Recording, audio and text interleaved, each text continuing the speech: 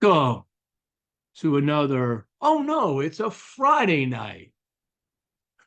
This is a Friday night's edition of Taking It to the No. I'm your host, Boston Jimmie. Welcome to the show. Tonight, I have a repeat brand on tonight, Lampert Cigars, but I don't have Dr. Stefan on like we had the other year. I have National U.S. Sales Manager Andrew Rock. We're going to bring Andrew in just a minute, but as usual, let's just roll the quick commercial here.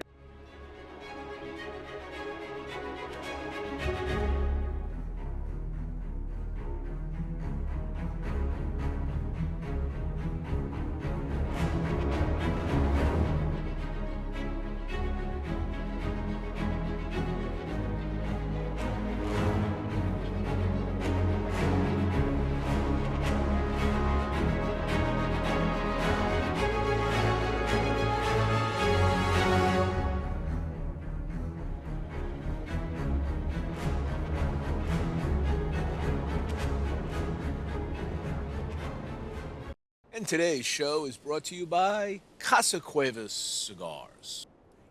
In the 19th century, Juan Cuevas, Spanish immigrant from Santander, began what was to be a family business which now spans 4 generations. Like others fortunate enough to live and work in Pinar del Rio province of Cuba, Juan commenced cultivating tobacco, turning it into a successful business. Years later, in the Ciabo Valley of the Dominican Republic, Luis Cuevas Sr., Juan Jr.'s son, carried on the family tradition of handcrafting fine cigars in the family's cigar factory, Tabacalera Las Lavas. Today, Luis Sr. is joined by his son Luis Jr. in the manufacturing and sale of premium long filler cigars. So check out Casa Cuevas Cigars at www.casacuevascigars.com and on their Instagram and Facebook channels. And today's show is brought to you by Perilous, a game of ultimate cigar trivia, where contestants compete to win prizes and gift certificates to purchase their favorite products. You can join Perilous by going to stogiepress.com/perilous and register to be a contestant. Okay. Welcome to the show. Let's bring Andrew in. I want to thank my sponsors. For them, the show's always a little bit harder to do. Um, and we got a lot to talk about tonight because Lampere is international. Okay, so make sure I'm saying it right. I always forget. It is Lampere, not Lampert. Lampert Cigars. Lampere, right? Lampert. Lampert. It's okay. Lampert. That's okay. It's We are a not European French. company. We are a European company. I get it. Lampert. Okay, very Yes. good. Lampert Cigars. I apologize. I probably should have remembered that from the last time when I had Stefan on. It's all right. I So get we're gonna. a lot of different pronunciations in my day to day. I'm sure you do, especially over in Europe. Exactly. So yeah, you will. I guess we could go back to the beginning, but people can go watch that show with Stefan. So what I want to do is I want to kind of speed the film up a little bit here for a moment. And how did you get involved with Stefan and this company? So we've been friends for a while. I was on the retail side of things for several years. I'll take it back to the start. I used to be in show business for a long time. Uh, COVID kind of ended that for a lot of people, man, a lot of people. And I realized that I couldn't just sit at home and wait for things to get started again. I'm kind of a workaholic. Like I like to be doing stuff. I like to be busy, you know. So I'm like, you know what do I enjoy? What do I love doing? Well, I like hanging out in lounges, hanging out and chatting with people and smoking cigars, you know. So I'm like, all right, let's figure out a way to do this. So I got involved in the retail side of things. And the guy I was working for, he owned a store here in St. Louis. He's since retired. Uh, he kind of trusted my taste, you know. So I remember I'd smoked some of Stefan's cigars, and like, we should sell this. This is something we should have. We tried it out, sold really well. People enjoyed it, and especially if you get behind the product, you know, people trust, you know, what you tell them. You know, it's going to do well.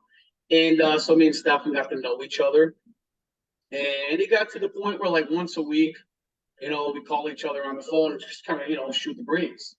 And anyway, so one day he calls me up and he's like, "Hey, listen, you know, we have this trade show in Germany, Intertabak, which is kind of like PCA for the rest of the world, right?" And he goes, "I need some help." And I got two passports, right? I got a U.S. passport, but I can also like travel in Europe. And he's like, "Can you come over to Germany and help me out with this?"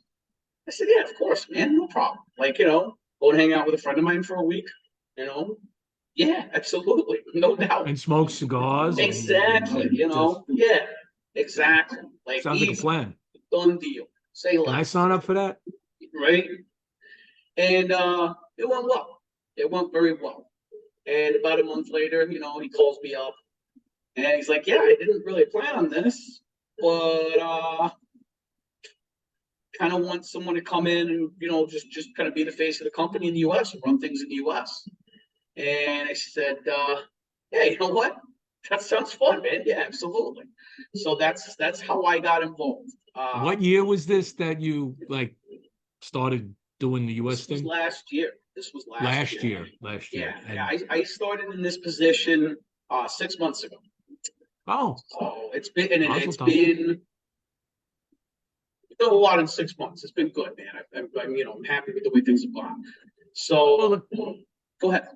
the company has, I mean, I get a lot of crazy press releases from Stefan. I don't know if that's you writing them or him writing them, That's but it. they're That's usually it. very short, very brief. Hey, we're now in Hong Kong, Yep. Yep. or we're To the now in point. here. So he's constantly opening up various international markets. So that's his focus primarily, and yours Yes. is US. You know, we've got a great guy who does a lot of stuff in Europe for us, and then Steph as well. And then he kind of focuses on the global picture. Obviously, you know, there's a little bit of stuff like that I do. I'm in contact with some people in some of the markets I've helped open up.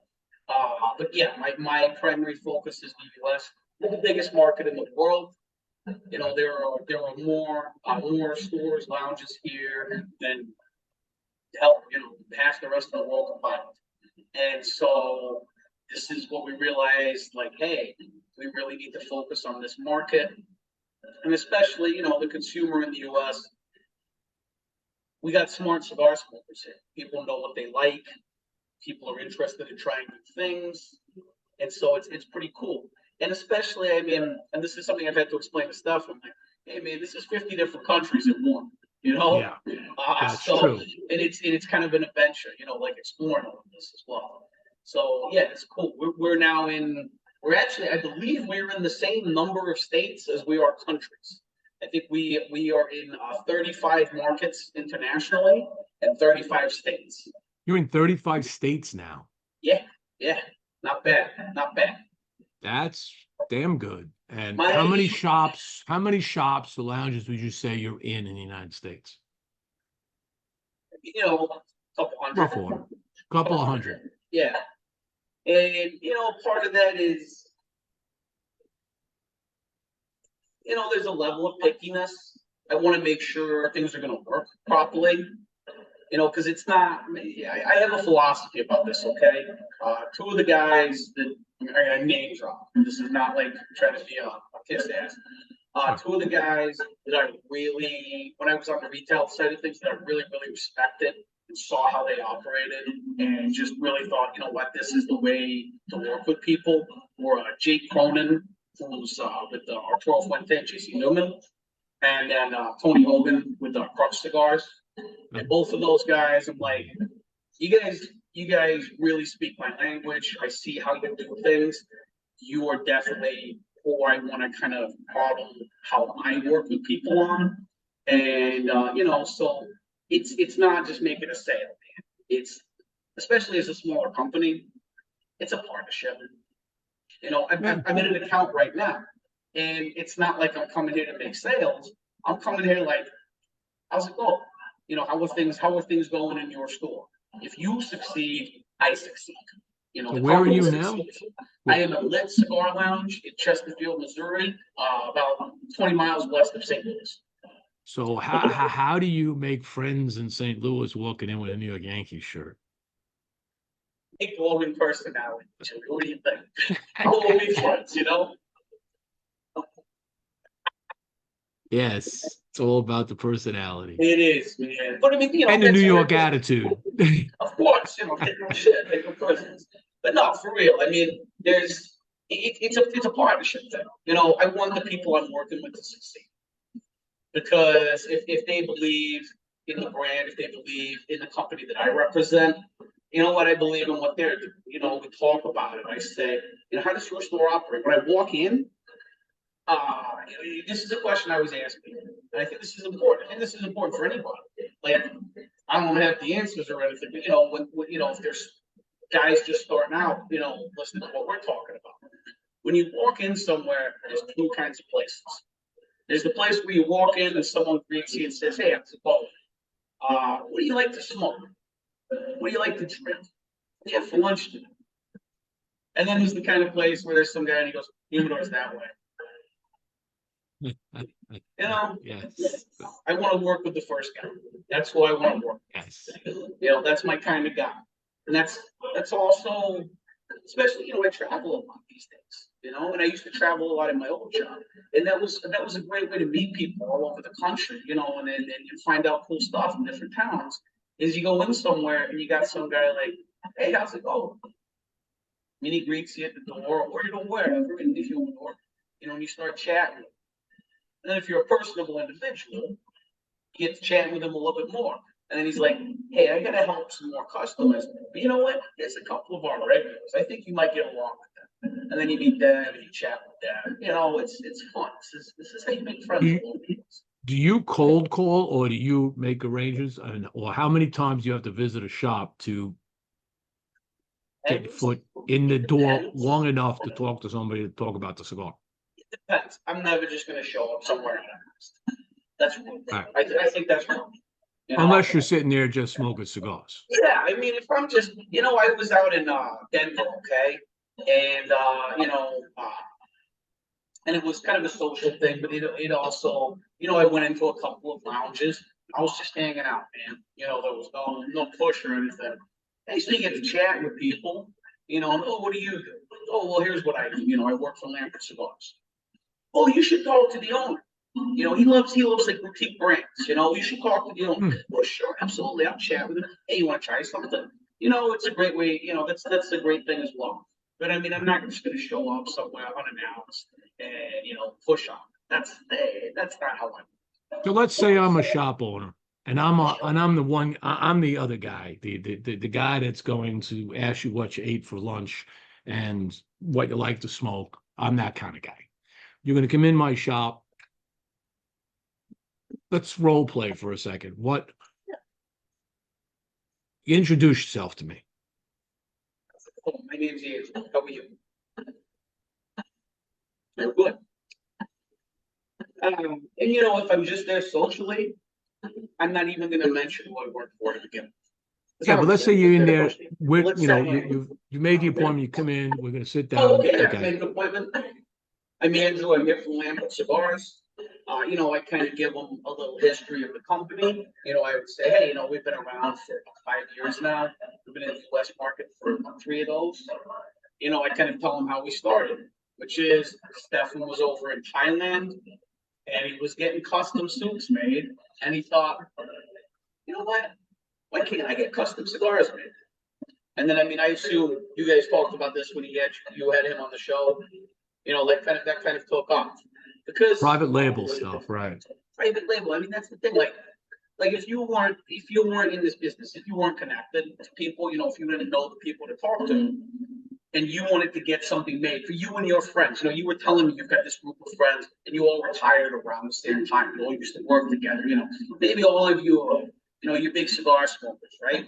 And you're like, you know, we all like the same kind of thing. Let's get something made of it. That would be super cool for us, our friends, whatever. You wouldn't know how to get that done. You wouldn't know who to call. So that was the idea initially, my cigar, right? So I told them the story of that. And then I'll ask, you know, hey, it's not just what is the store owner like, what moves well in your store? You know, what sells well? What are your main guys like to smoke? And I got these Crux cigars on the shelf that sell amazingly. I have people that just love coming in and buying these Fuentes. I have a full-up Fuente account, so I got my Opus X's that people pay ridiculous money because I can mark them up and people just pay the price. And I don't care if they sell or not, all right, because they'll pay them. And I've got, so, I have about 500 facings in that humidor right there. But as you can see, my humidor is pretty stocked. So what will you Well, at this point, think you could displace? How do I put yours in my humidor? At what price point are we talking about? my selling point at that point in time would be the fact that we work with 4 different factories in 3 different countries. So we have access to a seriously large library of tobacco. You know, we work with tobaccos in Costa Rica, and they are very selective about who they work with. You know some of the stuff those guys make. It's stuff. You know, your buyer is. Oh, no, we're still on the role play here, brother. Oh no, I'm the shop owner. Yeah, I know nothing about your brand. Okay. I didn't go to PCA, but I've only heard somebody once talk about your brand in my shop. So perfect. Here's why you should have us in your shop. Simply because we work with 4 different factories in 3 different countries. We've got access to a significant library of tobacco. We don't have 100 SKUs. You don't have to give us 15 linear feet of shelf space, okay? You give us 6. And we can have something very different in every single box. Because that's what we're aiming to do. We're not aiming to inundate you with 100 different SKUs, where when you come to reorder, you get confused about what the hell everything is. Our goal is for you to be able to carry, 10 faces and have something very different in each one. The entire, what's the word I'm looking for? Like the entire rainbow of your clientele is going to find something that they enjoy. So we get 10 facings of Lampert Cigars. Are these in 20 count boxes? How big are these boxes? And they're going to fit, how am I going to place them on my shelf? We are slowly but surely moving to 10 counts and everything. Again, this is something we're doing for the retailer. Because when someone walks into your store and he goes, I like this cigar, I kind of want to buy a box of it, but the box is $300, he's less likely to buy that box. The box is $150. He goes, yeah, sure, why not?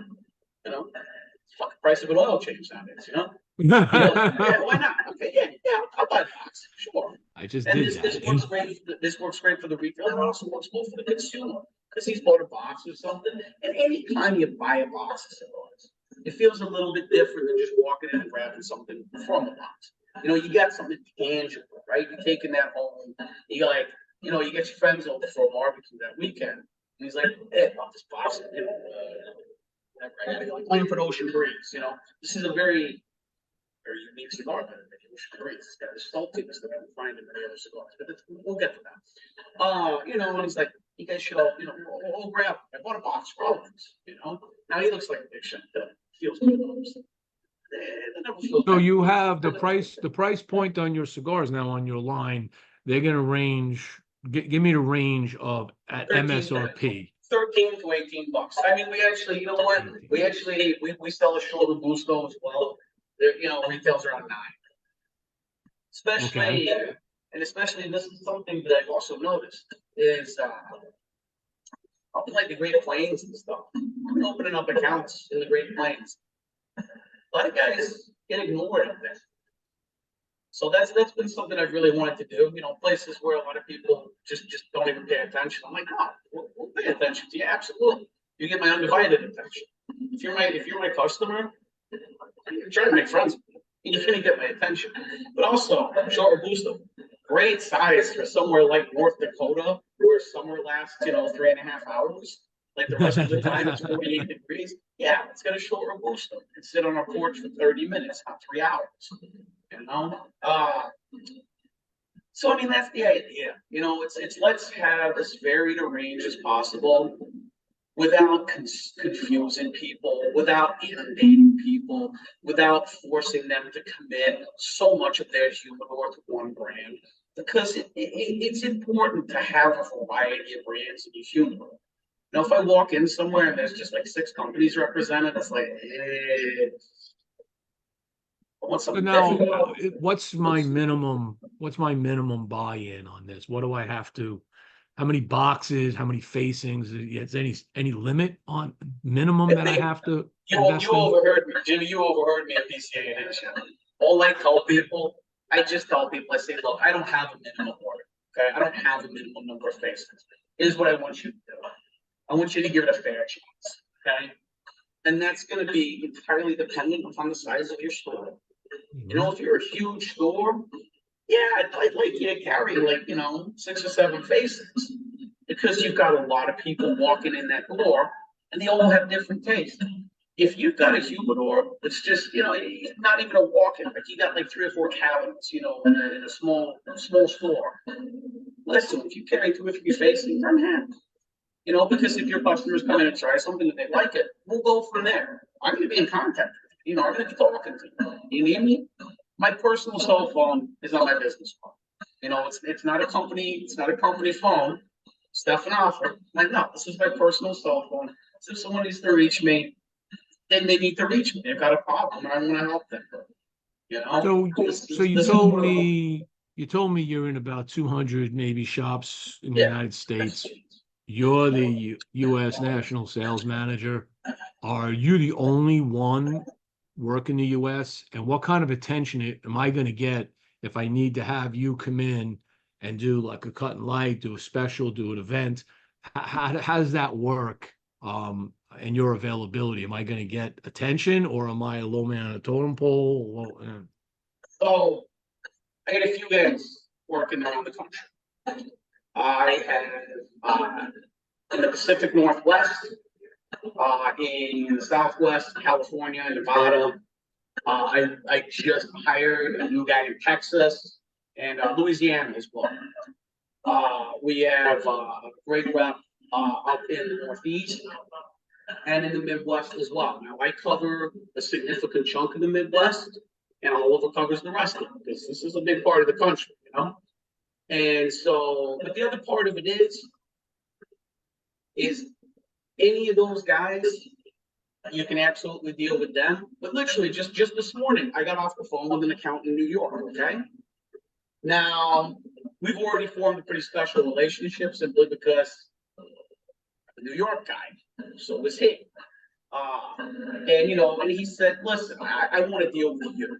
And we had this conversation. He's like, I got no problem with reps or anything, but he's like, I want to deal with you. I really like what you're selling, but I want to deal with you personally because if there's anything new, I want to know about it that day. If there's anything special, I want to know about it that day. I'm like, that's perfect, no problem, that's okay. I talked to my guy up in New York. I'm like, hey, you go with that? So I don't want to step on his toes. This is his job too. This is his territory. He goes, yeah, absolutely. I try and be very easy going with people. These guys are the guys. They're covering territory. They're covering ground. They're in their cars okay. all the time. I want So them my to shop is in the region you covered, so I can, we can make arrangements for you to come in, 100%. do an event. 100%. And what is an Absolutely. event? What is an event? Is there an outlay on my part, or how's that going to work? To a limited extent. I mean, yeah, I'm going to ask you to have product in the store. I mean, yeah, if you call me up and you haven't ordered anything in 6 months, and I say, how much do you have? And you say, we got a box and a half, and I say, well, I'm going to sell that in 25 minutes. As I say, I was on the retail side of things. I know how to talk to people in a retail store. I'm pretty good at that. Again, I try to be a pretty personable guy. And so I'm going to come to your store. It's not like you got to spend $10,000 or something silly like that. Like, we're not doing that. We're not in business. Okay. I just want you to have enough stuff that I can sell it all week. And then, yeah, I'm going to come out. We're going to hang out. I was up at Humidor Black, okay, in Chicago. I got there at 10 in the morning. I left at like 5 or 6 p.m. I mean, I was there for 7 or 8 hours. You know, I'm not just going to come in for an hour and a half, introduce myself, say, here's the stuff, see ya. You know, every person that walks through the door, I'm going to shake your hand. I'm going to talk to you about what we sell. And I'm going to ask you, like, what do you normally like to smoke? It's the same thing you would do if you were the retailer. What do you like to smoke? What do you enjoy? Let me give you something that I think you'll enjoy. And if you enjoy that, maybe I'm going to try and take you out of your comfort zone a little bit and try something different. You know, I always make sure I have a description of the cigar. Now, obviously, taste is super subjective. You know, just because I enjoy something doesn't mean you will. Just because, you know, Oh yeah, just yeah. because I think a Lampert Morado tastes like chocolate covered raisins to an extent, you know, doesn't mean you will. You know, but I'm gonna try. You know, the second time we talk, I'm gonna say, okay, you liked that? Yeah, I thought that was really good. And your description was pretty accurate. But you know what? Here's what I got from it. Okay, cool. I can see where we're going here. I think you might like this. If you don't So like I have consumers in my shop that tend to gravitate. Some of my best consumers tend to gravitate towards more floral like cigars. What do you have in your profile that fits that? I am going to point them to probably a Sonora, but in the Robusto, not in the Toro. There is a little floral element in the Robusto, which is interesting because it's not there in the Toro. Size changes everything. We know this. Mm-hmm. Size changes everything in a blend. And there is that little floral element to it, like almost like a nice, like kind of like when you're walking in the park and you smell lavender or something like that, you know, like lavender is an extreme term, but you get what I'm saying. You know, Yeah. that like you could drink gin with that like nice hibiscusness to it. Hibiscusness, I come up with a new word there. That hibiscus note to it. And I think it's gonna pair well.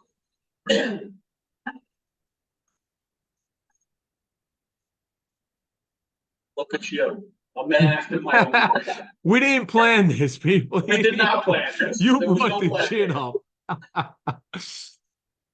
So I also have some, you know, a nice boutique selection, and I think you might fit, you know, nicely in this boutique lines that we carry. But I have, I'm one of the few shops in these area that I have customers that really like Lanceros. Do you have Lanceros? Unfortunately, we do not have a Lancero. Mm, We do not have a Lancero. okay. You have Coronas?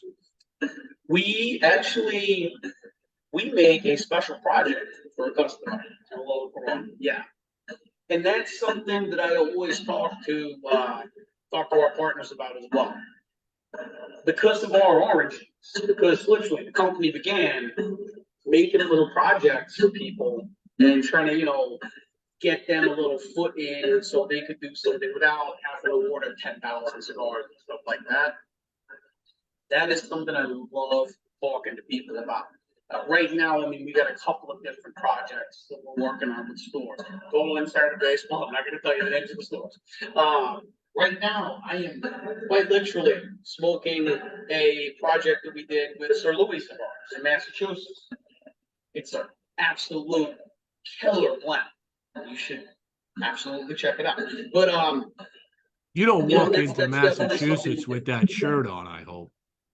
You know, actually, I think I went into the store there just east of Springfield, and I believe I had a button-down shirt with a giant symbol on it. A giant symbol? That's okay, because you're out in Springfield and they're conflicted there. They're Buffalo Bills fans a lot of I times think a lot of them are. on the West It's the Massachusetts only area. actual New York thing. So, But you know, again, like any kind of thing like that, like people that, you know, if you have a store that does really well with Lanceros. I know, I can't remember the name of the store in Houston, and they do like the Lanceros, like roller and stuff like that. We'd love to do a Lancero project and stuff. We would love to. You know, hell, if you want to order a collab, and have a collab made for your store, so you have an exclusive that stands out, we'll make that work. Absolutely, absolutely, we'll make that work. You know, and that's the kind of thing. Working with a smaller company definitely gets you as well. Is a little bit more of a personalized touch. I'm talking to a store that actually a very good friend of mine runs, and we talked about doing an exclusive blend for them as their kind of like house cigar, right? And he's like, well, "What's the process?" I'm like, "Well, we'll go down to Dominican, Costa Rica, Nicaragua, wherever, And first of all, we'll hang out, have some fun, you know. We'll get a nice meal, we'll have some drinks, whatever, and we'll go through some test blends, smoke some test blends, and then we'll figure out, okay, which blend do you really enjoy? Which one really resonates with you? And then, okay, what kind of size are we doing? Okay, this again, if we want to do a different size, the blend is going to be impacted a little bit. That's something really important, is blending to size. Right. It's super important. I kept, me and Stefan talked about this. I'm not a big ring gauge guy, but our new Limitata is a Toro board, okay? Not always, that would not be my size. However, the cigar is blended to the size, and it's fantastic. And in that size, it does mean you get to enjoy that for a solid 2.5 hours. Yeah, I gotta tell you, man, holy shit, it's a great cigar. So if I want to bring in a Lancero into my shop and I want to do a special project with you, what's my minimum order with you? Somebody makes some 1,000 cigars just to make the cost effective. No, dealing 50 boxes or 100 boxes of 10. Yeah, 100 boxes. Okay. Nothing obscene. There's no like 500 boxes or anything like that. And simply put, that there's a flexibility there. But obviously, like if it's an exclusive for your store, you're probably gonna want at least boxes or at least bundles. Like nice paper with some sort of printing on it and everything, your store logo. Sure. And you're probably gonna want bands and something. Yes. To do that, for it to be cost effective for a store, so you're not having to charge like $25 a pop. Yeah, you're gonna probably want to do about 1,000. Again, there's the wiggle room and everything. Just depends. So let's take a moment here and go to your web page so everybody can see it. For sure. Absolutely. So here's your web page, lampertcigars.com. All right. Kind of has a nice little slideshow here, goes through your offerings. I know I've reviewed some of the 1675s. This is your new Limitada. And let's just kind of, we can go through. I find this one, I like this one, the family tree.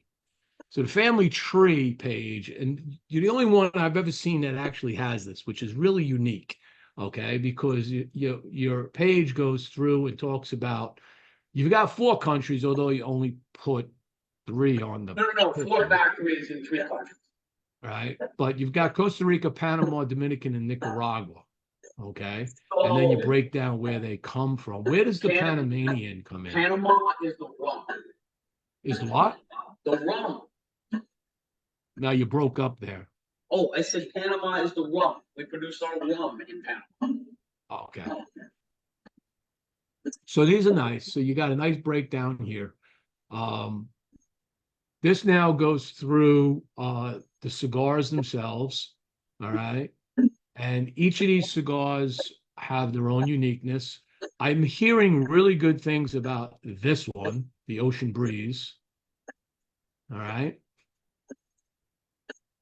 So maybe you can talk briefly about these cigars. So let's start with the Azul. I know I reviewed the Azul.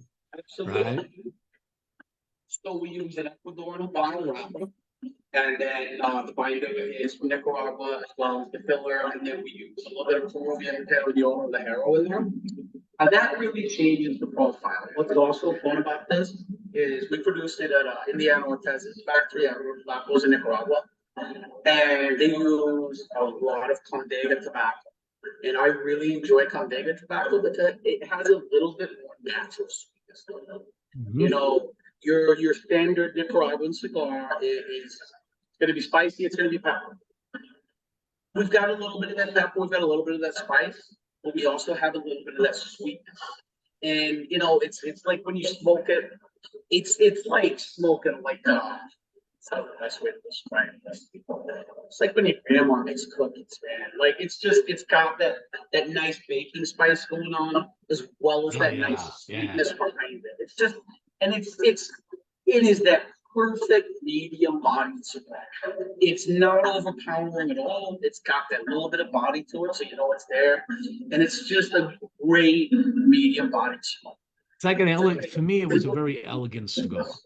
It is. It definitely is. Elegant is a good way to describe it. A term me and Stefan that use a lot to describe a lot of the profile is we're really seeking balance. You know, we don't want any one thing to be overpowering. Balance is key. Because, you know, I mean, it's like when you're having a I don't know about you, like you know the IPA trend where everything just got Mhm. hoppier and hoppier Yeah, it's hoppy, very citrusy, very until your mouth grapefruity. actually like sucked into your face and you went Mm. concave. Like a little bit of hoppiness is great. A little bit of sweetness is great. If all you taste is just hoppiness, it, it's too much. It's too much. So let's look at the Edition Rojo. This is our This one bread and butter here. Connecticut. So we actually produce. There's a couple of cigars not listed on here too. So I'm going to go ahead and bring up the webmaster here after we do this. But the Rojo is our bread and butter Connecticut, man. So we use an Ecuador Connecticut wrapper on there, and then we use that same Condega tobacco from Nicaragua to produce, you know, a slightly sweeter Connecticut cigar. So it's got that creaminess. It is that lovely sweet cream, that like nice sweet butter, like European butter, like the fancy butter that costs like $10 a stick, you know. I love that stuff, man. I mean, I love that stuff too. But you Especially know, on that good European bread. or you know, you get some like nice like soda bread or something like that. Oh, Yeah. that's fantastic. Yeah, and that's what we're going for. You know, it's Okay. just got that nice little bit of sweetness to it. With on the retro hail, you're gonna get a little bit of that spice. We can use a little bit of tobacco from Jalapa as well, and that definitely has a little bit of the spice to it, especially on the retro hail. Okay. Then the Edition Morado. This is one of my favorite cigars to describe. This is your bolder cigar. So this is definitely bolder. So a lot of companies do the Mexican Nicaraguan one. You know, this has become very common. We wanted to make something similar but change it up a little bit. So again, highlighting this Condega tobacco that we use and Indiana really loves. So you're getting some of that nice natural sweetness that you find in the Azul, but that's tempered down a little bit by that San Andres wrapper. But flip it around, that nice San Andres wrapper, which is normally very chocolatey and spicy, that's tempered down a little bit by that Condega filler. And so what we're getting is what you're gonna get is it's like I described earlier, like chocolate covered raisins, man. You get some of that chocolatiness from that lovely San Andreas wrapper, but you're also getting that like lovely sweet dried fruit from that Condega tobacco with that wrapper on top of it. Like this is the way I describe it to people. They always laugh at me and they smoke it and they're like, all right, fair enough. You're not done. You kind of know what you're saying. Okay. And then you got there's another one that I'm hearing good things about is your oral line. Honestly, Jimmy, this is probably our best-selling cigar globally. Like this is great. So it's produced at Tobacos de Costa Rica. Obviously, you know that factory. They produce phenomenal cigars there, and we Yeah, use and it. you're actually question. I'm sorry I broke into this, but Brian Lewis from out in Cali, he mentioned the fact that first of all, where's the limitada made, and then you can get into that later. But he didn't realize that you had more than one factory, so you have multiple factories you work with. Yes, four. So, like I said, I work tobaccos in Nicaragua, tobaccos de Costa Rica in Costa Rica, and then in the Dominican, we use a maestro, and we also use the Campo Boutique factory. Mhm. So going back to the oral line, uh, like I said, you first of all, you can actually see a little difference with the torpedo, with the Gatsby. We do use a slightly higher priming wrapper on that. It just changes it up just a little bit. Just a little That's a bit little bold. more aged. That wrapper on a torpedo is a little more aged than the other Well, two. and it's a slightly higher priming wrapper. Okay. Slightly higher priming. All the tobacco in this is between like 3 to 5 years old, depending on which component. So first of all, you are eliminating any potential harshness there. Like that is, the smoke is baby's ass. I mean, it just is. Like it's so smooth. And this is why I think it's so well. It's a fantastic cigar if you're just starting out, simply because of the smoothness and delicateness of it. But we really made sure, especially using this beautiful Peruvian tobacco, that it's got this lovely citrusiness. So, it's an Ecuadorian Connecticut wrapper. It's a milder cigar, but we use a little bit of a stronger Dominican filler. But this Peruvian tobacco really sets it apart. And it just adds this lovely citrusy element, as well as like that nice clean butteriness, that nice clean creaminess. It's the citrusy element that truly sets it apart. And the cleanliness on the finish. It's just beautiful. Okay. And then we have the Ocean Breeze. So the Ocean Breeze, Now, is this a relatively new blend? 2 years now. 2 years. Yeah. Okay. So yeah, we use that same Ecuadorian Connecticut wrapper, but I'm sorry, Ecuadorian Habano wrapper. Sorry. And we do use some interesting undisclosed tobacco in here. I'll leave that to your imagination. What is interesting about this is a lot of the tobacco in this is cured by the ocean. Yeah, you are gonna say, Andrew, this is some stupid spiel you're giving me, blah blah blah. And then you smoke it. I'm gonna send you one of these to smoke it. And then you smoke it, and it's got a saltiness. Mm. Like a lot of people talk about a mineraliness in a cigar, and that's all well and good. Truly, it's like sea salt, like the Morton's kosher salt, right? Like you put in everything you eat because Like the good French sea salt, like the French right? sea salt, the pink sea salt flakes. Oh, okay, a connoisseur. All right. It's got this saltiness. It just makes it so unique. It just makes it really unique. The only cigar I can think of that I've ever smoked that also has that saltiness is I remember smoking like the old MJ from Illusion, and it had a little bit of a saltiness as well. Mm. And when Stefan was talking about this blend, I'm like, all right, it's a gimmick, whatever. It's not a gimmick. It's got a saltiness on the tongue that is so unique. And it's just a nice smooth cigar. It's like a nice medium body as well. But that saltiness is what sets it apart, and it really plays off so well on so many different drinks too. And I think that that's what saltiness helps, it's kind of like the citrus, where the saltiness starts to salivate the palate. And when you salivate the palate, you're going to taste more notes. Okay? If your palate's dry, you're not tasting as much. exactly. Yes, yeah, it sets itself up in a way. Does that make sense? Mm-hmm. And then the last one is the Edición Oscura. So yeah, made in the Dominican Del Maestro factory. So this is certainly more of a full-bodied cigar. We use that same San Andreas wrapper that we used with the Alvarado.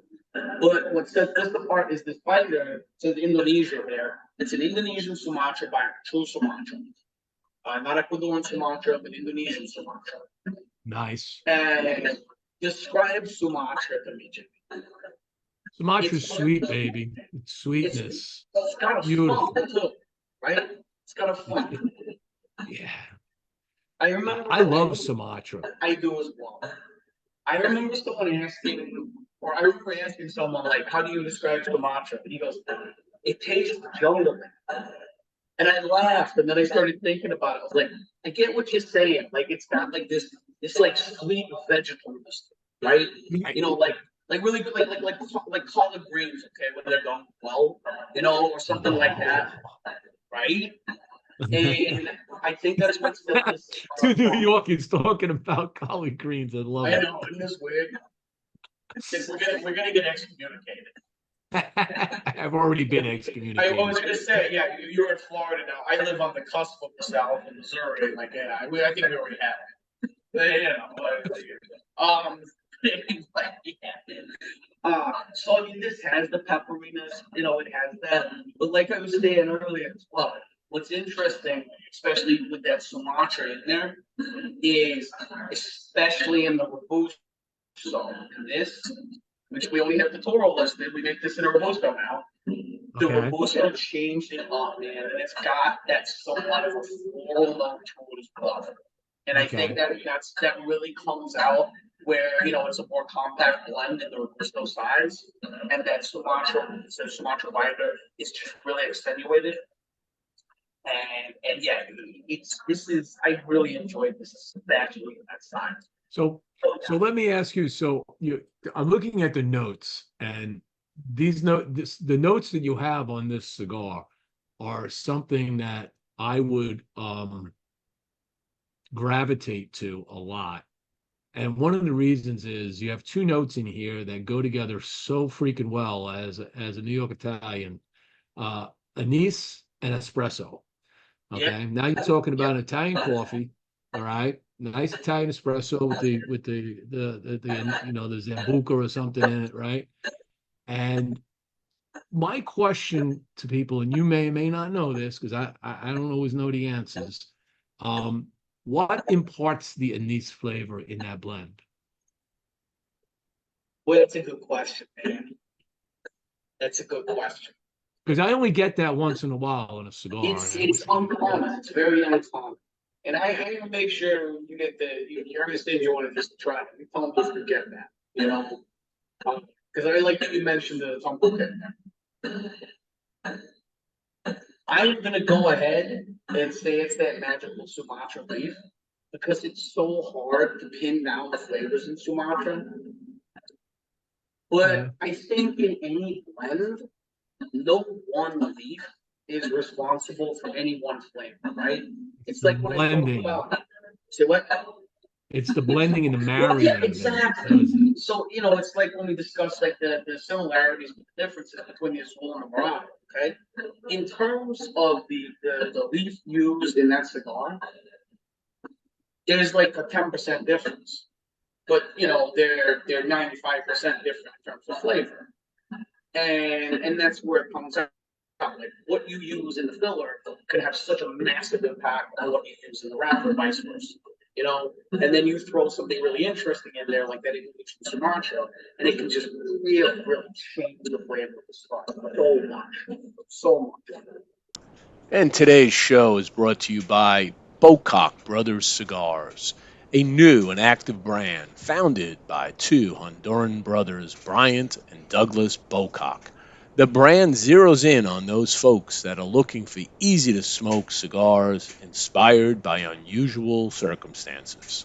Very importantly, named after their very interesting and imitable last name, Bocock. Right now, Bocock Brothers is featuring their signature edition, made at the AJ Fernandez factory in Esteli, Nicaragua. It features an Ecuadorian Sumatra wrapper, a Nicaraguan Habano binder, and a Nicaraguan filler. Available in three popular formats: a Robusto, a Toro, and a Gordo. You can check out Bocock Brothers Cigars at www.bocockbrothers.com. And today's show is brought to you by Platinum Nova Cigars. Platinum Nova is a family owned and operated premium cigar company. Only the highest vintage tobacco and the most skilled hand workmanship go into the making of each Platinum Nova cigar. This results in a timeless blend of art and craftsmanship. The Nova brand and the family's work are a tribute and an honor to their grandfather to always remember him and his infinite passion for the finest cigars. Their love for cigars started with their grandfather, a dedicated master blender and entrepreneur in the cigar industry. So the next time you're looking for that exquisite cigar experience, pick up a Platinum Nova. You could check them out at Platinum Nova Cigars, www.novacigar.com, and on their Facebook, Instagram, and Twitter channels. And today's show is brought to you by All Saints Cigars, a company founded in 2019 and headed up by industry veteran Mickey Pegg and his two friends, Martin Corboy, a successful restaurateur, and Frank Leo, an Air Force Academy graduate military veteran. As Mickey explains it, they were all sitting down talking and smoking cigars, and finally they decided that they would do this thing together. It was time. Mickey said, I decided if I'm going to work hard at it, it should be something I love. Besides, a tough day with a cigar is better than a great day doing anything else. Soon after, they began the process of launching All Saints Cigars, jokingly referring to themselves as the Holy Trinity, St. Michael, St. Martin, and St. Francis. They chose for their logo the cross of St. James, the patron saint of Nicaragua, the country where their cigars would be produced. You can check out All Saints Cigars at www.allsaintscigars.com. This is the point of the show where we kind of go into some personal details about yourself. Let's go roll. So Let's go roll. kind of rise up a little so everybody can see your shirt. All right, there you go. So anybody that thinks that the Yankees and the Red Sox fans can't get along, it's bullshit. We get along. Okay. At least when we're this far away. Yeah. And I will be at a Red Sox Yankees game on June 19th at Fenway, because I'm gonna be taking a vacation up in Maine that week. So we're going down to visit Boston and have a my wife's a Yankee fan, so it's we're a split household. I'll chat with whoever. You go down, do whatever. And you're a big baseball fan, and I do know that you're on the same page as I am when it comes to the stupidity of consistent rule changes in the 21st century. All right. It's like every new season, they keep changing the rules, adding more rules, trying to shorten the game because these young viewers, they don't want to sit and watch a 3.5, 4 hour game. That's baseball. That's what it's about. The game, man. It's like people are trying to take away the essence of baseball, the core of it. And you say these young people, I don't know who it is because you know what, Jimmie, my 6-year-old, he wants the game to last 5 hours. Like he wants Aaron Judge at bat for an hour of TV time. Like that kid idolizes Aaron Judge.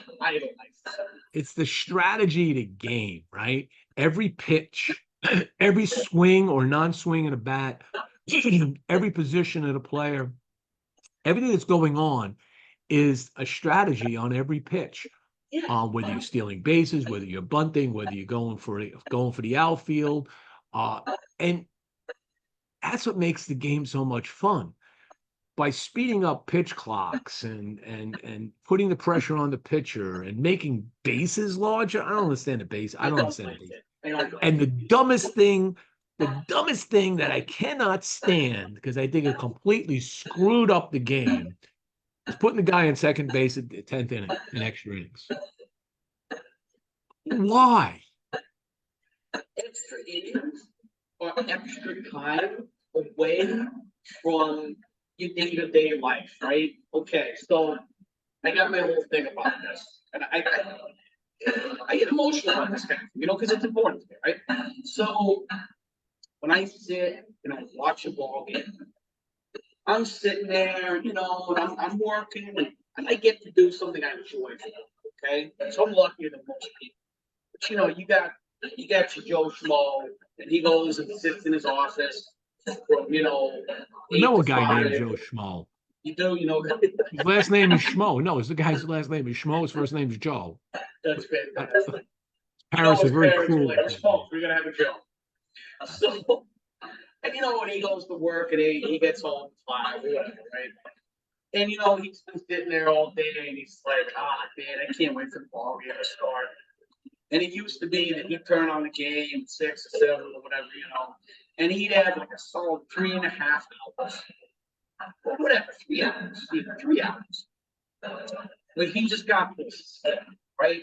He got to escape, and he just got to enjoy his time by himself or with his family or whatever, right? And there's a direct corollary to draw here. Just when I sit and smoke a cigar, this is the same thing I do. Okay, I'm detaching from day to day life. Maybe I'm shooting a breeze with some friends. Maybe I'm in a lounge, meeting new people, but I'm still detaching from day to day life. And baseball is the same way. And this whole shortening of the game is taking that time away from me. And that's my time, man. Don't take my time away from me. I've earned it.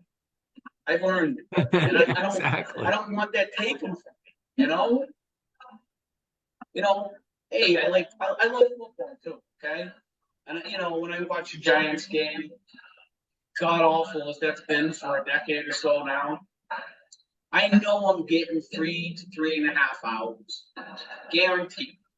Or I just get to watch that, obviously, and ride that emotional roller coaster. So be it. But baseball's different. It's bucolic, and this is why I say it's like smoking a cigar. It's a relaxing game. There's 162 of them.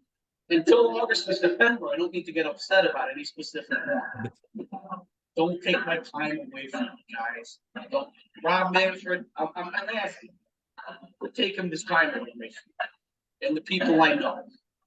Don't take Jimmie's time. So how long have you personally been smoking cigars?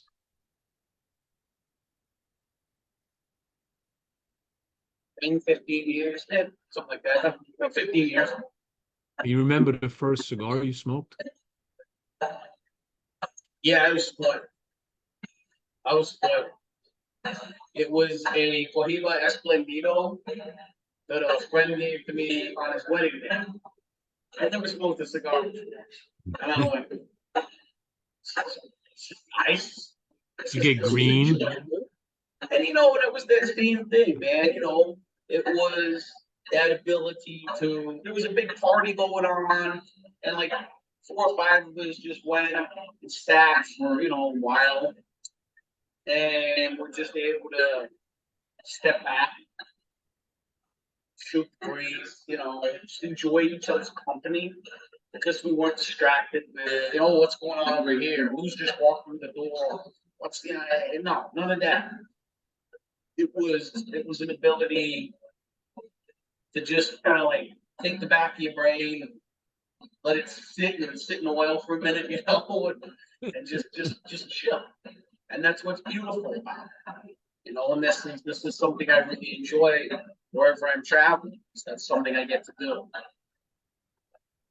So yeah, that was the first cigar I smoked. It's been Been a journey ever since. Yeah. My first cigar, I'll date myself pretty heavily. My first cigar was a Garcia Vega.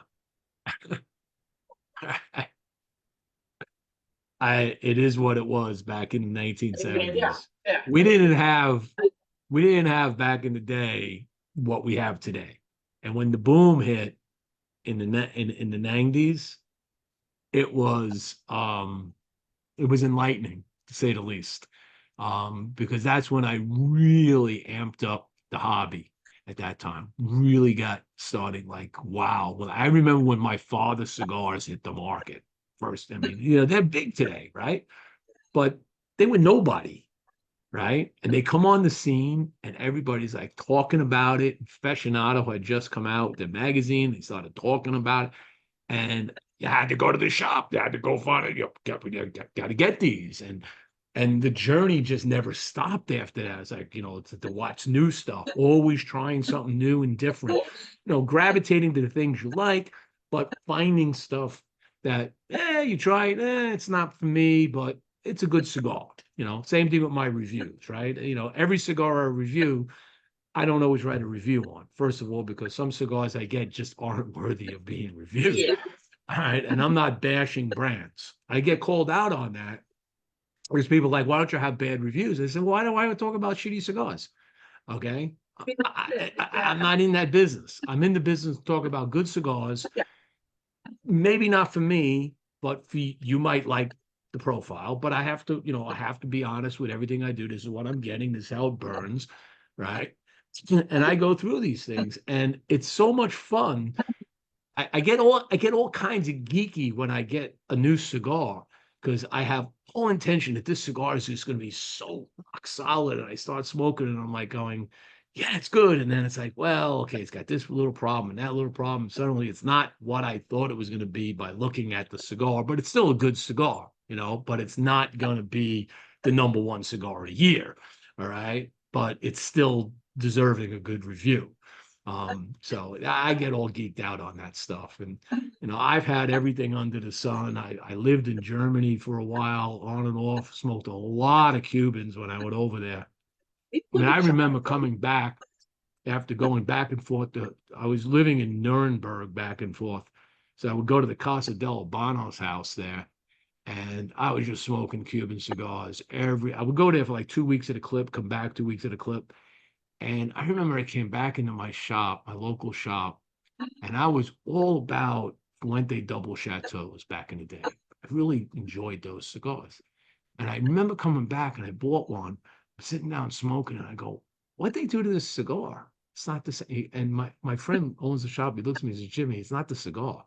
You've been smoking Cubans, all right, constantly. Your palate has radically changed. Okay. And it's not that it's a bad cigar, it's just not what you've been smoking, So, today I would say it's primarily Nicaragua. To get used to what's available too, that's the thing. I mean, if I was to move to, I don't know, Greenland, I'm sure there's all of about 2 different cigars available there. And you know what? I picked the one of the 2 that I liked, and that's what I would get used to, Yes. I always think about Greenland. My grandfather was stationed at a Strategic Air Command there in Montana. And, Okay. apparently, if you upset Curtis E. LeMay, your punishment was you would get sent to Greenland. So whenever I think about the worst place in the world to get sent to, that's it. Yeah. There's not a lot of worse places in the world. I mean, there's a lot of every place that I've been to, and I've been all over this world, except for Africa and Australia, I think, primarily. But everywhere I go, they have a culture. They have things that you have to walk in as an American and not be an American, right? You have to appreciate how they do things, and just live the way they live. If you want to take siestas at, every day after lunch, you go hang out in Spain and Italy, places like that. You're going to take siestas. They shut shit down. Okay. Can you imagine that in America? We're shutting down. Yeah. No, we're taking siesta. Yeah. Everything's closed. We open up again at 6:00. I don't know. So what are you doing? What do you do on your free time? In my free time, I watch a lot of baseball. Man. Okay. Apple TV is the bane of my existence because I pay for the MLB package. Yeah, I have MLB TV, right? Yeah, exactly. You got it. I watch Red Sox games down in Florida, and I sit there like at least once a week. A game I want to watch is on Apple TV, and I just. I hope you don't have any sponsorship with Apple because God, I don't like that company. No. What I like about MLB TV is that I can have like about 4 games going on at one time. It's great. I have control of what I want to see. I can go back and relook at replays and exactly. It's killer. It's an absolute game changer. See, that's the kind of stuff that's great. People want more baseball, not less. You're a baseball fan, you want more. I want 4 games that go for like 3 hours and 45 minutes, Right. The Red Sox game isn't on. I'm gonna and Tampa Bay is playing the Yankees. I'm watching the Tampa Bay Yankees game because I want to see Yankees lose.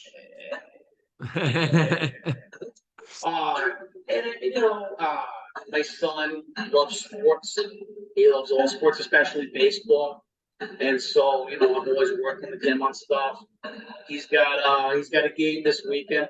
Yeah, and that's great to see. My kid, again, we're getting back to the same subject about like watching baseball. I take him to a lot of games here in St. Louis as well. Yep. I kept trying to explain to him when Albert Pujols did his kind of reunion year here, and I'm like, Frank is my son's name, and I'm like, Frank, you don't know how lucky you are. Like you're watching one of the best ever. And I did not think you would get the opportunity to do this. We went to a bunch of games there.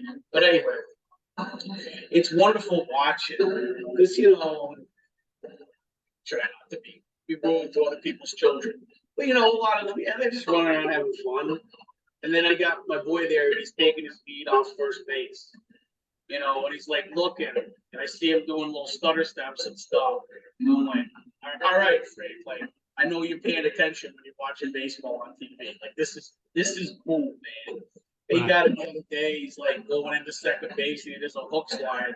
And like one of the other dads is like, "How do you learn to do that?" I'm like, television, man. I didn't teach. I can't slide. I had to search through repairs knees. Does he know how to keep score?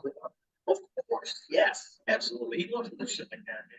And it's that to me is one of the pastimes that when you go to a baseball game live, you don't see that as often as we used to. Years ago, everybody had their scorecard in their booklet, and they were all keeping they were writing it in there, and you don't see them doing that as much.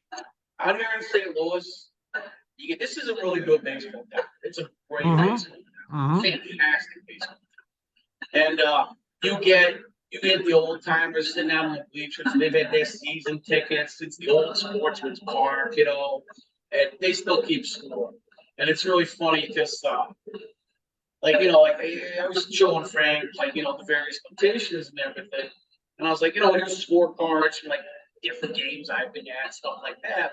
He's like, well, you did it wrong, Dad. And I'm like, it's not wrong, Frank. It's notations that make sense to me.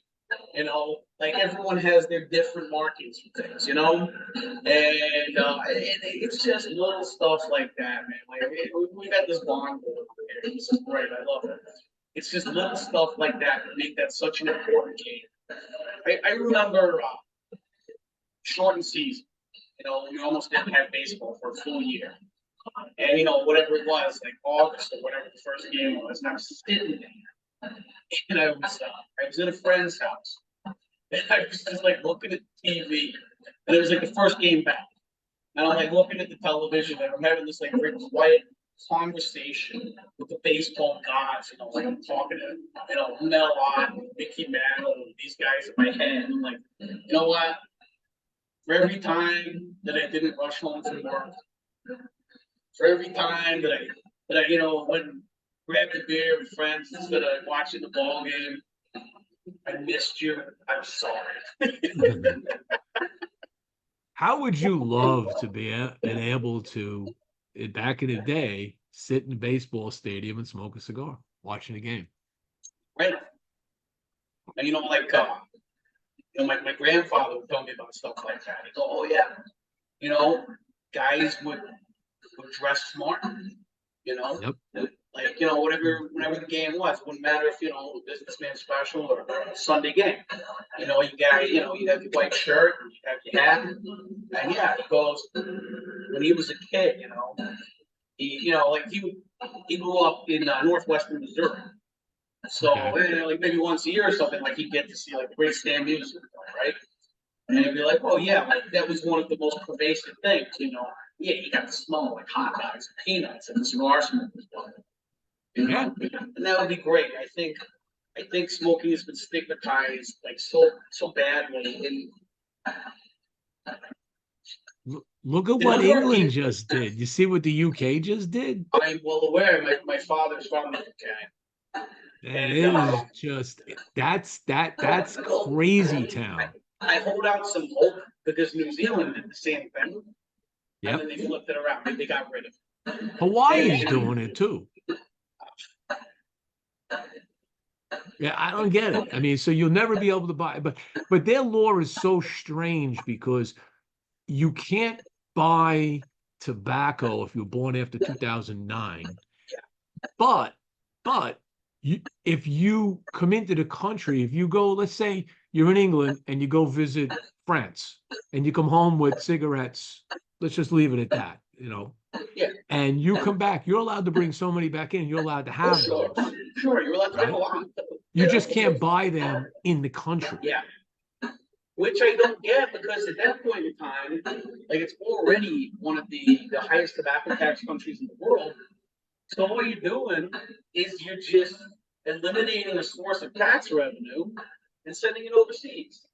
Yeah. We proved that years ago. We proved that even though New York went back on it and changed it. I remember when they had the exhaustive taxation in New York, the CRA got involved. They explained to them, you know what, if you reduce it from 75 to 35, you're going to get more tax revenue. Why don't you do Exactly. that? And they did. And then they got more tax, and then they went back in and they changed it back because they don't want it at all. Right? But they're going to open up all the weed shops in the world. I, That's going to you be know, okay. I drive down the street. There is a billboard Uh-huh. a quarter mile from my son's school. Okay, and it's advertising. But Leafy? I Is don't it remember what Leafy? they call it. Like I am they call it like the moon rock joint or something, Oh, And okay. it's Yeah. literally advertising a very specific product, right? Like selling dope. And hey, if you want to do that, I don't care. It's not my problem. Knock yourself out. And I'm all about the state getting tax revenue from it. That's great. But these guys can have a billboard with this on They can it. advertise that. And what, I Okay. can't just have the company logo on a billboard? Oh, no. Yeah. I mean, that's what drives me crazy. Like I was watching um the women's NBA, I think it was the women's NBA final years ago. I was in a hotel and I'm going through the dials and come on the game. I'm just sitting there, got in late, I'm watching this game. And they have this advertisement that comes up. And the advertisement's for like cognac. It might have been Hennessy, right? And it's a whole Hennessy thing, and and it shows the basketball stars and they're drinking the Hennessy, and at the end it's like Hennessy, the drink of the NBA or something like that. And I just sat back, I was like going, so you got a bunch of young kids Yeah. tuned into a game, and they're gonna tell you, boom, Drink Hennessy, cognac. Yeah. So what are they going to do? They're going to drink Hennessy cognac, okay, because they think it's going to make their game better. Yet it's just an uneven playing field. If you're going to make the rules, alcohol is as a killer also in more ways than one. I mean, the effect on your body and the effect on what happens drinking and driving, accidents, deaths, all of that stuff, fights that break out. You go into bars and stuff, and somebody has one too many brown liquors, and next thing you know, that conversation goes toxic and there's punches being thrown. That never happens with this. Oh, you know the number of fights I've seen in cigar lounges? I've seen guys get animated. I've seen guys have arguments. And it's usually like, you're wrong. You don't know what you're talking about. All right. All right, let's move on That's to a about different as topic. animated as it gets, Yeah, we'll move on to a different topic of discussion What do you watch? and civilize the conversation. You know what normally happens? They're like, let's just watch the game. Exactly. Let's watch the game. Yeah. What are you smoking? What do you like? It changes the whole thing. What are you doing these days as far as streaming? You streaming anything good on TV lately? I gotta tell you, I am your prototypical guy. There's not much TV I watch that ain't sports. Oh, I yeah. watch basketball. I'm gonna tell you, watch Shogun. What are you watching now? Shogun. It's on I think it's on is it on FX, whatever? So it might have been a year or so ago on it, or whatever. Anyway, it's the remake of Shogun. All right. And I liked Shogun when it first came out, but having lived in Japan for a year, watching this again, because you got the language and the subtitles at times, and then you got the English, and then you got the language and the subtitles. You tuned into it, and it all makes sense to me now because of the culture that I was immersed into for a year, and how that culture hasn't changed at all. Okay. Just the way they operate, the way they work, the respect, the this and that, where you don't call somebody out on something because you don't do it. And when you watch the show, it's like it's the same show, same story, but it hits me now. Like I understand it better because I was Context. there, Yeah. I lived it. That's on FX. I think it's on FX. I have to I'll double give it a check. try. I'll give it a Yeah, try. just look up Shogun Yeah. and you'll find out what channel it's I on. got like YouTube TV, so I got most of the channels. Yeah. I'll give it a try. There's honestly, man, that's why I don't watch much TV now, because a lot of evenings, if I'm not doing stuff with my son, I'm out in a lounge somewhere, either for work or for pleasure. And so, like I can always catch a ball game because, most places, you get the game. And then, like on a Saturday and Sunday when I'm at home, I've raised my son well. There's none of this, oh, I want to watch cartoons. No, it's like, oh, let's watch the Yankees game. What time do they play, Dad? It's great. And then the No, next day, the playoffs. So he's excited about that, too. good for you. It's a good thing to do. I know, like what I do. Now that I'm retired, I have all the time in the world. I go to sleep when I want, wake up when I want, unless the dog wakes me up. But my wife and I love watching Turner movie classics. The old movies, the old black and whites, especially. And after I'm done with all of this at the end of the night, sometimes I'll go in and we'll sit down, we'll turn on the channel, and we'll watch some old movie for like an hour and a half, 2 hours. And, next thing you know, it's like, midnight 30, 1 o'clock in the morning. And I'm like, okay, I guess we can go to bed. Time to sleep. Time to go to sleep, maybe. I've been up till 4 in the morning watching movies sometimes because I don't have to get up to go to work. It's a wonderful feeling. You'll enjoy it someday. One day. So, One day. we all will. All I could say is when you get the opportunity, and that'll happen a long time forward, but it is special. It really, I never thought how special it is until I realized I don't know what day of the week it is. I like a guy that works with us here in the Midwest is a friend of mine named Oliver, okay? And Oliver had a great company. Oliver's an independent broker. And he goes, he's a young guy, he's a lot younger than I am. And he goes, well, I don't know why anyone doing what I do would ever retire. And I said, well, why is that?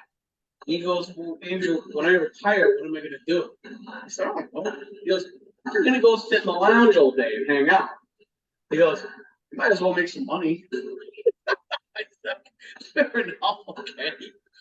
You know what? That's not exactly off my radar screen because Sure. I know I could probably go down to my local lounge and say, I'd love to work for you guys. I could come in and work during the days, whatever. I would be like a no-brainer. Be like, yeah, You work like, 15 hours a week for beer money, whatever. I'll work for whatever you pay me, and I get my cigars for the dirt cheap numbers Exactly. that I cook. It's like, just do something like that. So, It's well, yeah, it's not a bad way. so that's our show. It's been amazing talking to you. I hope to see you again on the trail sometime. You ever get down to Florida? This has actually been something that's been coming up time and time again. Yes, I will almost certainly be down in Florida sometime this year. Give me a call. I will. If you're in my zone, which is East Central Florida, Okay. all right, we've got Executive Cigar Lounge, we have Jimmie's Cigar Lounge, we've got Smoke Ring 72, just about 15, 20 minutes north of me, Leaf Lounge in Titusville. So there's a number of lounges here, which I would be happy to take you to and just introduce you if you're not in those. I don't think you are. And then let me know ahead of time, give me a couple of days notice and tell me what you like to eat. And my wife will, this French sea salt thing when you said, oh, well, yeah, because my wife is an amazing cook. She's not a chef, but she's an amazing cook. And when people come through this area, anybody in the cigar industry, I have an open invitation. You give me couple days advance notice. Tell me what you want to eat. My wife will make that meal for you. You name it, she'll make it. And my job is to make sure the house is spotless. That's why I need 2 days, because I have to clean the house. All right. And we'll hang out in my lounge afterwards and visit some shops and just have fun. You know what, Jimmy? I'll take you up on that. Now, are you in Smoke Inn yet? Are you in Smoke Inn? We are not. Okay. Yeah, that's a little bit of a challenge, but it's not impossible. Abe is a man in the man. Yeah, no, but he knows, and if stuff is going to sell, it'll sell. Cigars have to sell themselves. My book. They do. All right. So once people taste something and they're like, wow, I like this, I'll buy them. So I know small manufacturers, small brands that have found their way in there. Now, are you in the underground down in Texas? No? We're really working to get off the ground down in Texas. Yeah, you need to because they're a big boutique house. And one of our viewers here, Chris Colter, says he's down. That's one of his home lounges. Okay. He goes, loved every Lampert cigar I've ever tried. I'm glad to hear it.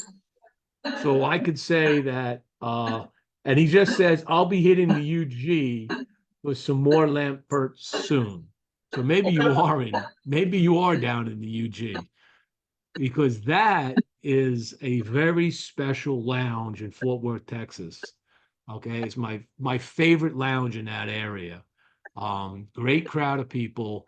And every year they do what's called, they have an event every year called NFG, which stands for No Fucks Given.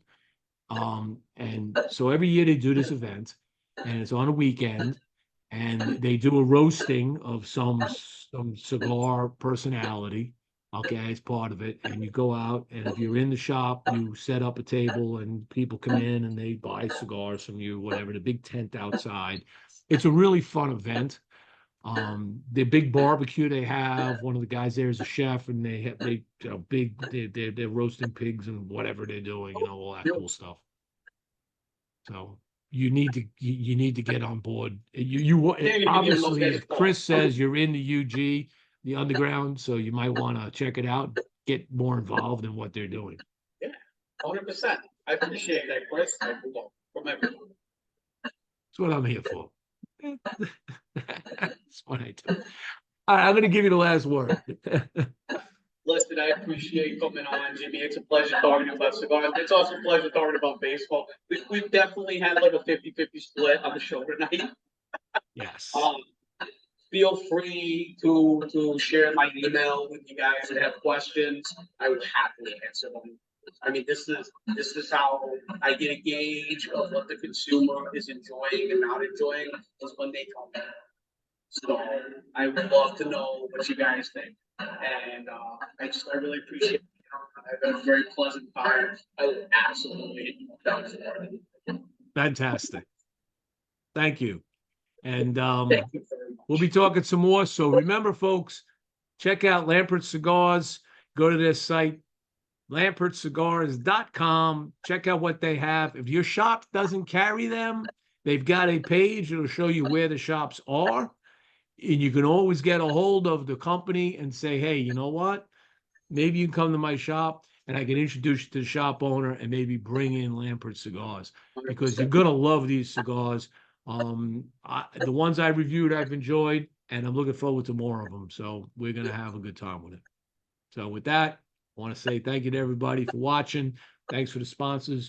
Without them, the show is always a little harder to do. And go register for Perilous while you're at it, because you too could be a winner. And I said it last night. I know very few people are still on. I always wait to the end to tell it. You guys can pass the word.